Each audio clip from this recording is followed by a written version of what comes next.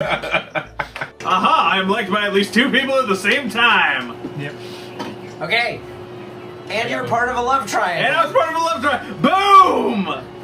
Even with my very obvious goals. I got one. You got one? Hate everyone else at least once? Oh, that's so easy! Wow. Especially when you change it to... Except that when you changed it to only voting for one person each round, I was like, that halves my chances of accomplishing my goals. No, I am not accomplishing my goals at all. But then we added it back on the table, and I was like, okay, I can do it again. You got one? I got Did you one. take a point? I did not. Has anybody liked me at any point in this game? Oh my god, I don't. Nobody remembers. That's the saddest thing I've ever heard you say. Yeah. Is there lore? I don't know. Witches, warlocks, wizards, sorcerers. Yes. Whatever you want to be. Alright, I'll be a shaman princess. Great. That's what I want to be. The overview just says Potions and Spells is a recipe building card game for 2 to 6 players. I want lore. Also says, let's make it the lore now. Yay! Lore! The Dragonson clan. Long have we reigned over the lands with our wizarding powers. Yes. My dad totally runs this place. Yes! I'm gonna inherit it, but I'm like really chill about it. All right, let's really tune into each other's brainwaves right. here. Let's do all the math after drinking. Yes. Might could have some mushrooms. This so is my we just math really juice. Feel it. Yeah, I really feel the vibe. Oh shit. That inspires so much Oh, confidence. this is. Oh, okay. I forgot to. I can't say it. I can't say. You'll have to tell us later. I was wondering, Robin, would you like to fart? Wow! Do I? Even I don't know. I'm sorry. Did you? Do I like to fart? If I had Did you say $10,000 would for I? every time a man told me, do you like to fart? How many $1,000 would you have? I could buy a car. Yeah. Don't that please- was don't somehow please- I don't believe it.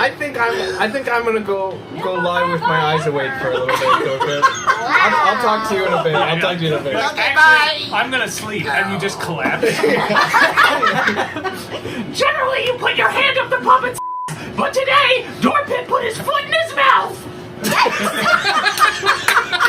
Yeah, that was like, I feel good about that. We have to pick somebody to suffer that negative effect. No. Yes. We can't just use the gun. Says who? I'm the princess, okay? What? I think I make Use the the gun rules. as an action. Oh, wait, the Stuff can't of use Legend it police to are gonna react show to up it. if we don't do it? Right? And that is the end of my double turn. Cool. Are there any pointers on what kind of you're going to be up against? I did. When With battling the him, he makes Yeah, you you lose said spirit, yeah. and he targets heroes in his current kingdom. So it might Oh, be that great. he, like, if we're in the kingdom while he's being fought, we might all get affected by what happens. Great. And he makes you lose spirit. Wonderful. I did it again! What? 2 and 1? What are the Bullseye, odds? baby! Bullseye! Clip it! And not Bullseye from the Daredevil expansion of Unmatched. Much better. That's pretty Terrible. Ooh. Oh, he got quiet. Right?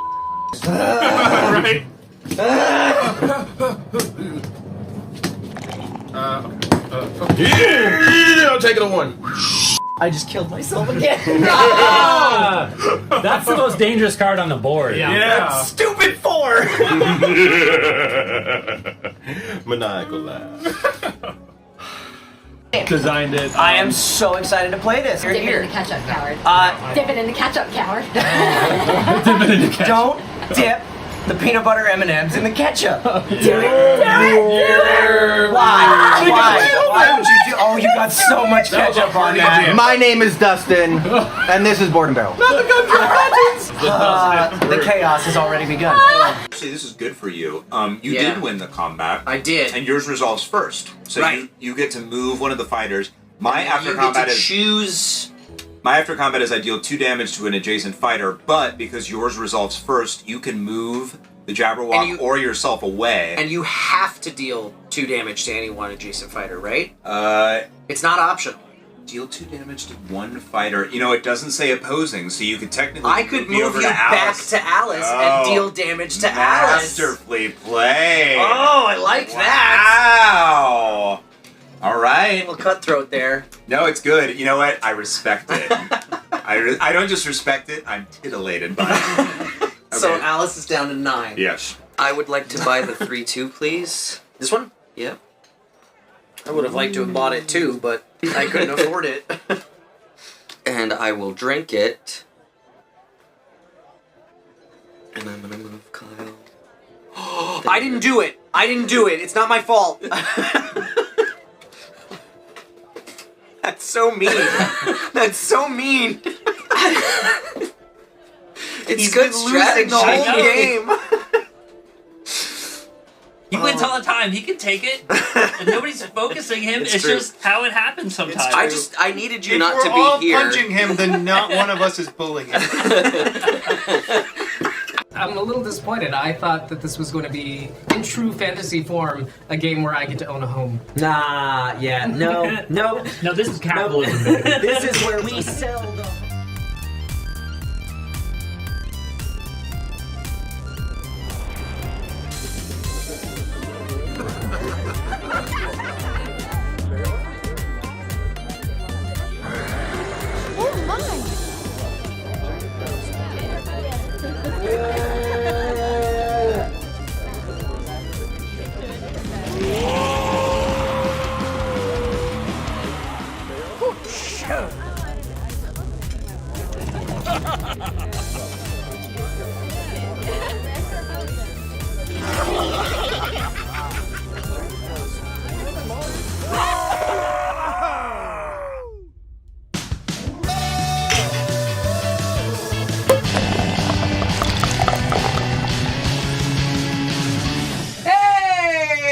Welcome one and all to the Board and Barrel. My name's Kyle McCarley. With me, as most of the time, mostly, Eric Reichert. Is it too late to go to the bathroom?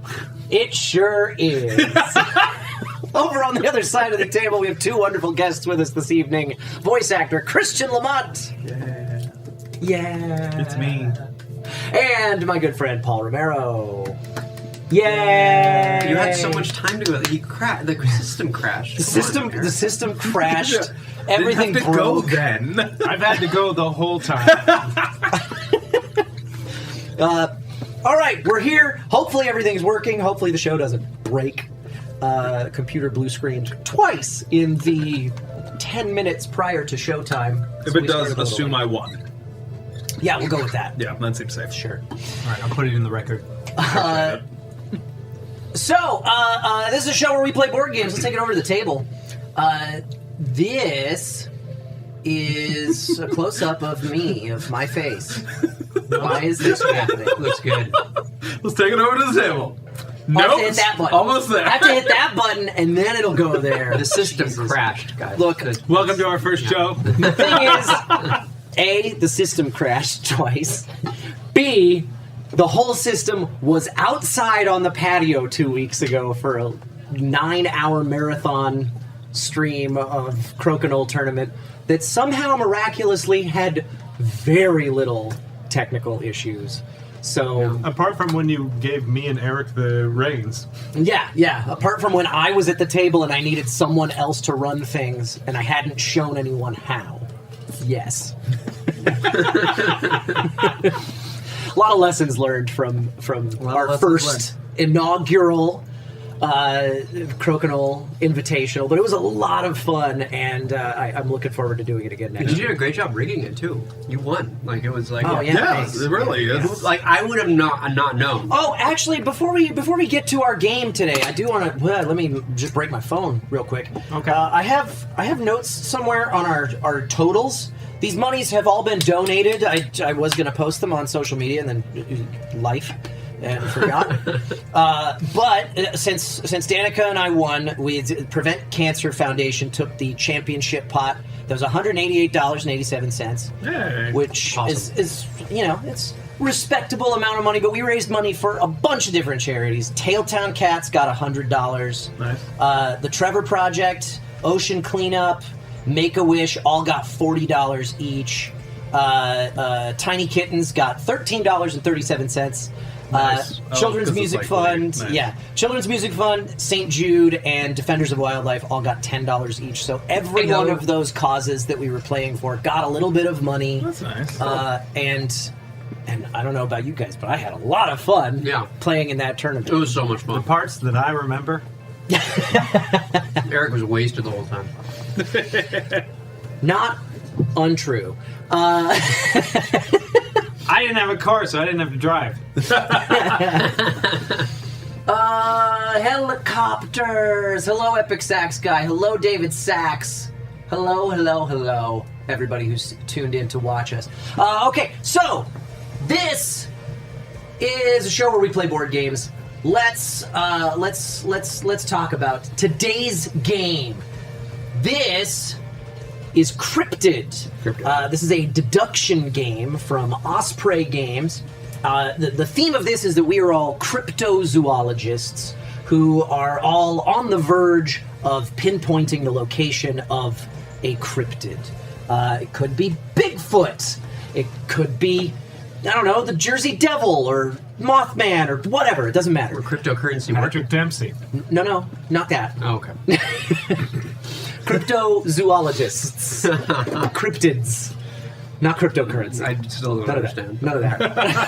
I'm hunting for bored apes. I don't know about you. Oh, God, no.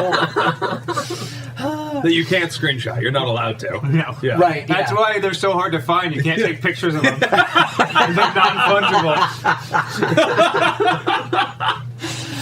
Anyway, Cryptid. This game has a decent amount of abstractness with the tokens. These all represent things, but the game itself is pretty simple. Most of the learning curve is in the setup. There is a website for those of you who are learning how to play this game from watching the video. I am going to go through the setup though, because the website that's supposed to walk you through it is currently down right now. I don't know if that's temporary or permanent, so... Feels related to this being down as well. So. Yeah, right? But there is, thankfully, a way to set it all up with just the physical components, so let's go over how that works. There is a deck of cards here. You're going to choose any one of these cards. For your reference, there are these, the ones that have the border that are parchment colored are the quote-unquote normal version of the game. Mm-hmm. The black border is the advanced version of the game. It doesn't change a whole lot, but younger players, your first game might want to be a normal difficulty game. You're going to look at the setups. Let me zoom in on that card real quick. So you'll look at this little map on one side of the card. That's going to tell you how to set up the game board here. So you've got these 6 map tiles that all have a little number in the corner. Let's see if there's one on the screen right there, right behind that ad. There's little numbers in the corners. In one corner of each of these 6 map tiles. So you'll lay them out in the grid according to, I think I actually did it this way. Doesn't really matter what the orientation is as long as it's consistent with the orientation on the card. You lay out these 6 map tiles. There's little black dots or white dots in one corner of each of these. That is to tell you the orientation of that tile. So the number icon on the map goes corresponding to where that dot is on the map. So the number 2 is over here because that's the 2, etc. and so forth. Once you get all of those laid out and you've double checked and made sure that everything's right, go ahead and place all of these structure tokens on the board. There will be 2 less of these if you're playing a normal game instead of the advanced. So we're starting with advanced. We're starting with advanced. Okay. Yeah, why not? Because I'm not advanced, but sure. We'll see. There could be 2 less of these. There's also going to be slightly different hints in our clues in our clue book that we'll get to in a little bit because we're in the advanced mode.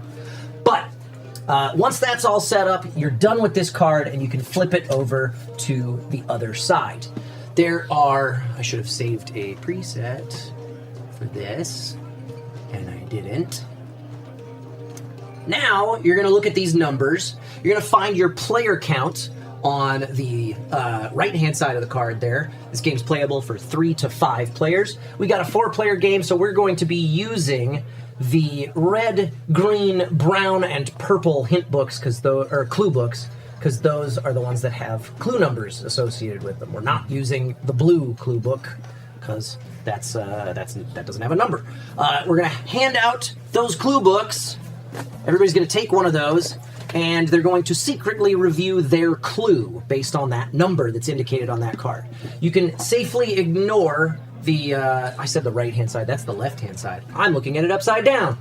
That's the left-hand side of the card. On the right-hand side of the card, you can ignore those numbers for now. Those are for hints if we all get stuck.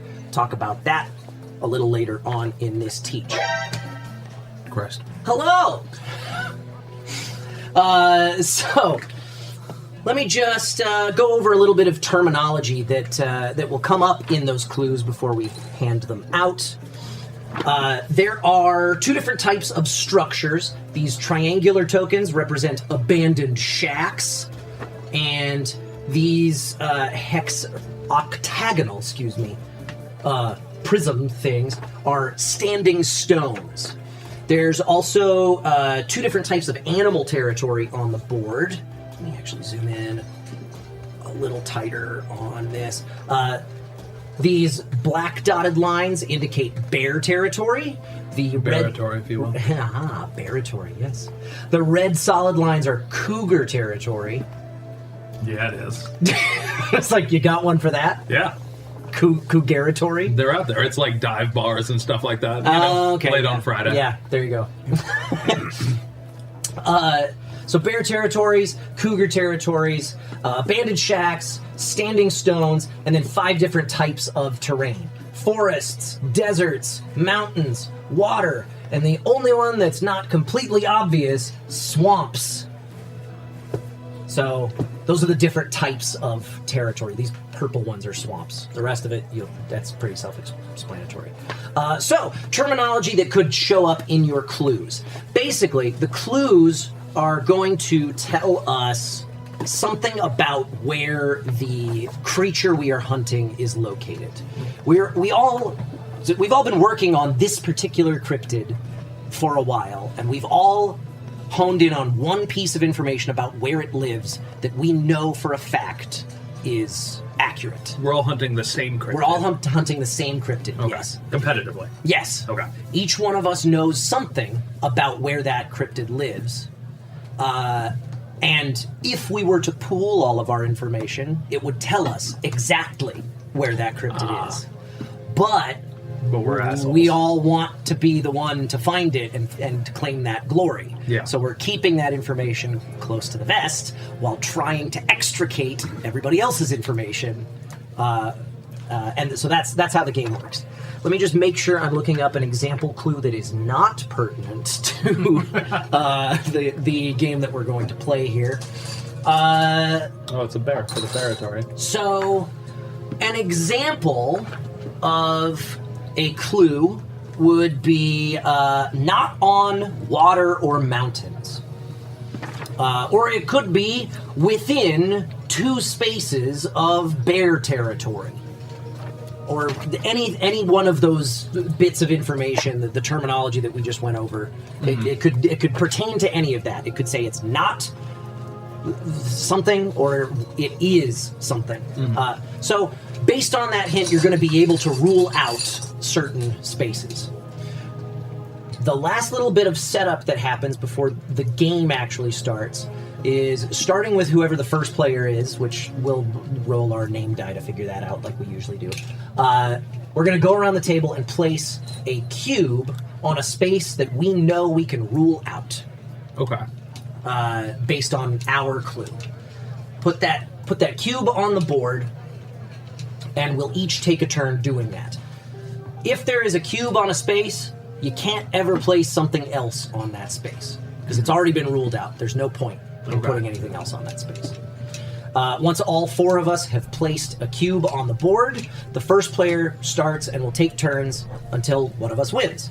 On your turn, you have 2 possible actions. You choose one of them.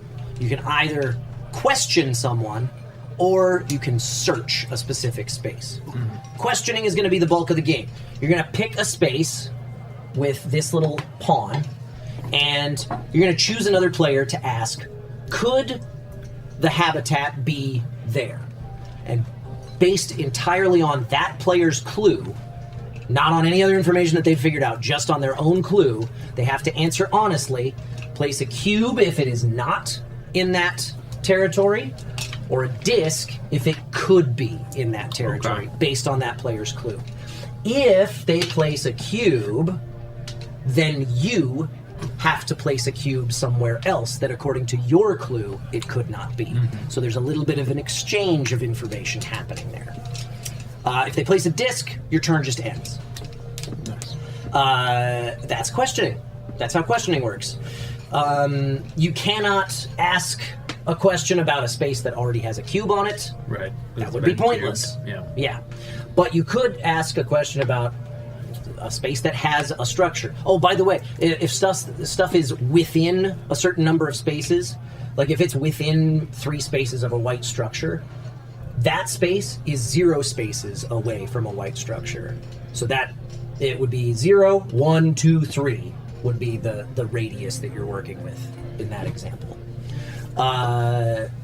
Okay, so yeah, if they place a cube, you've got to place a cube in response. Then it's the next player's turn. If they place a disc, you just leave it alone. And we shouldn't lie. You cannot lie. You must be honest when you're placing pieces on the board, or it'll ruin the game. Yes. But is this like like a real thing, or like a... This is a real thing. You cannot lie. You have to be honest about the pieces you're placing. Eric and I are just going to lie the entire game. But that doesn't mean you can't deliberately try and mislead people about what your clue might be. Like, say, for example, that my... Those sentences are weirdly incompatible. Okay, say, for example, my clue is it's within 3 spaces of a white structure, and I have already placed a cube here.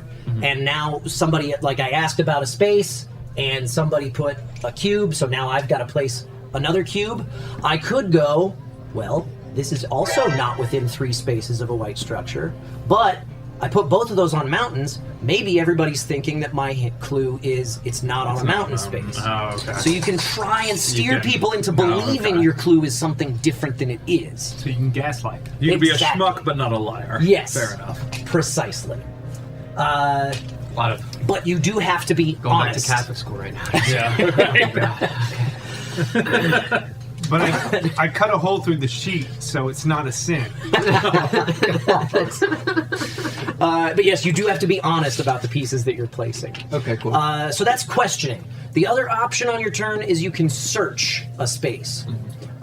When you question, you could be questioning about a space that you already know is not the habitat. As long as it doesn't have a cube on it, you could just be trying to get some information out of somebody. Okay. And in fact, that could be another way to try and mislead people, because you could be questioning about a space that you already know it's not there, but maybe they think that I think it could be. So that could throw people off your trail a little bit about what your clue is. I really think we need to reassess the academia of cryptozoology. If we're all this competitive with each other, right? It's just not. Yeah. Let him. It's like that Nicolas Cage movie. It's terrible. Oh, not the big guy. Oh, Rebus. It's fine. It's fine. Okay. Let him in. Hi, buddy. Oh no, what have you done? I didn't know he was there too. I just heard Crowley batting at the doorknob. Easy, bud. Easy. Oh, that was okay. a head bonk. Hi. So, that's questioning. Hello?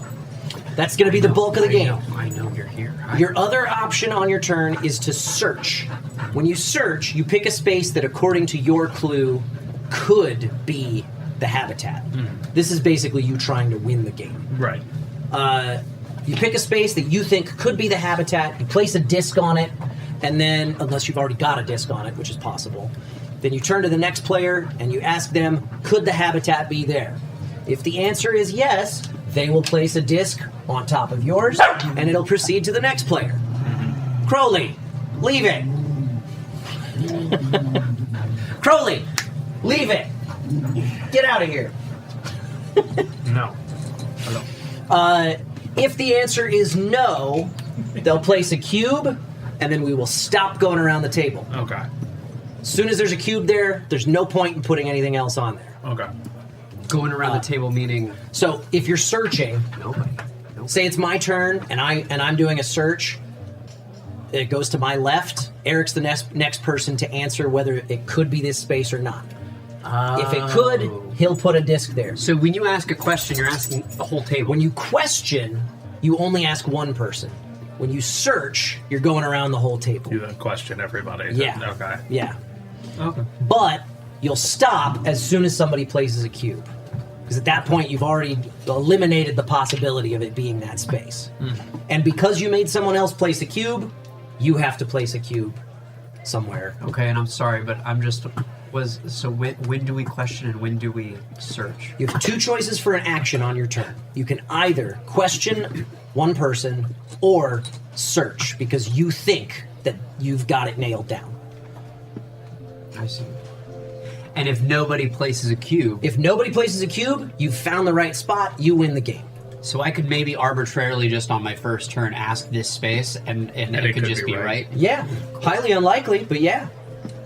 Well, I guess we'll see about that, won't we? I'm going to do it. As soon as somebody places a cube, a you good stop strategy. going around the table, and then you have to place a cube in response. There's always an exchange of information when cubes get placed. Okay. And you cannot ever ask anything about a space that already has a cube on it, because there's no point. If at any point we get stuck, and it's a unanimous decision, nobody knows what the hell to do, hopefully that doesn't happen. That seems unlikely that it would happen. That's the opposite of guessing on the first turn. Yeah. But if we literally are just completely, maybe we've run out of pieces and we still don't know where it is or something, then these numbers on the card that are on the far right side are hints that we can look up in the rule book. But that is the gist of how the game is played. Does anybody have any questions before we get started? Are there any weirdly offensive things about me in the bingo card this week? No. That felt really confident. That felt weirdly. super confident. There's a bingo card? Yeah, we have virtual bingo that that viewers can play while they watch the show. Has there ever been anything offensive about me in the bingo? No. That sounds like yes. I'm just saying. One of them was like when he had me and Allegra on not too long ago. It was like Allegra threatens their relationship over the game, which happened immediately. So you weren't wrong. It was just her fault. That's funny. No. Anyway, viewers, we're going to try this. I don't know how well it's going to work. I've never played the game before. If you would like to play along while we're playing through this game, we're playing a 4-player version of the game. We have different clues, so I don't know if this works. But if you would like to play along, go to clues.bnbtabletop. I'll type that into the chat. .top. That's a unique group of people. Thank you, Danica. See, she hears it. She knows. What? No! Clues.bnbtabletop will redirect you to a file on Board Game Geek. I think you do have to have a Board Game Geek account to open that file, with all of the clue books. And for this game, your clue is in the blue book, and it's clue number 81. So, go look at that clue, and, yeah. Okay. Oh, because then we would be playing with five people. We're playing the 4-player game. I'm giving them a clue that is different than all of ours. That's fair. Okay, good Actually, point. it could be the same as one of ours for all I know. Oh, But, yeah, if you want to play along. So we're playing with this row right here. We're playing with the 4-player row. 5, 6, 59, 50, and 19. Yeah, so, pick one. Our color or a different color? It doesn't matter, because they don't match. Oh. They all match except brown and yellow. There's no yellow book, and there's no brown pieces for some reason. Okay, so, Paul, you're looking at clue 59. 59, okay. Christian, you're looking at clue 50. Eric's looking at clue 19. I'm looking at clue 6. Okay. All right. Wait, what was it? I might take a picture of it. All right, cool. Let's roll our name die to see who's going first.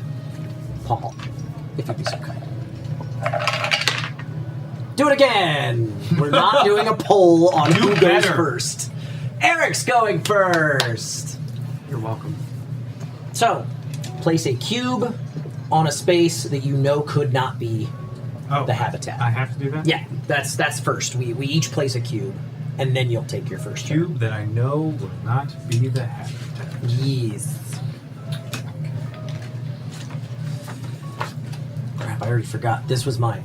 Let's not put him back in the stack. All right. Because I'm gonna keep on going. Wait, what was it again? I place my cube. Do I place my cube down? Yes. Oh my god, I couldn't see it. It blended in.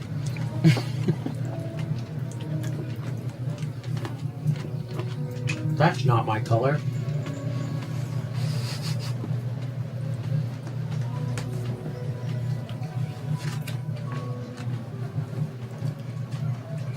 This feels like Final Fantasy music. It's Calm Cinematic is the playlist.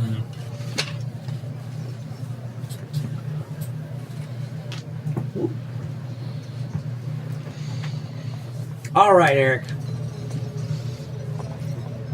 And then I place this down and I ask somebody a question. Yes. All right. Unless you want to do what Paul's talking about, do a Hail Mary